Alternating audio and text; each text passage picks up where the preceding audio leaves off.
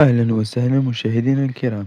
في هذا الخبر الجديد الهام لجميع المستفيدين بالدعم العمومي المباشر أو التغطية الصحية آمو. ولكن قبل البدء لا تنسى الاشتراك بالقناة والإعجاب بالفيديو ليصلكم كل أخبار المغرب.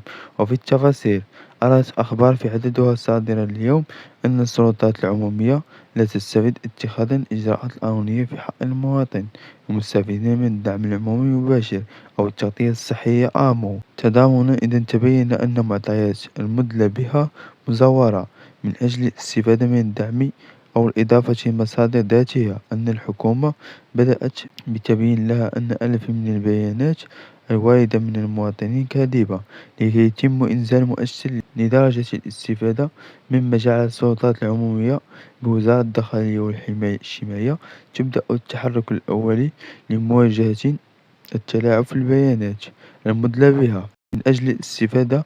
المراد بها أن الحكومة لا تريد تكرار برنامج راميد الذي استفاد منه رجال الأعمال لا يستحقون ذلك بسبب تضليل في طلبات الاستفادة من دعم مباشر والتغطية الصحية.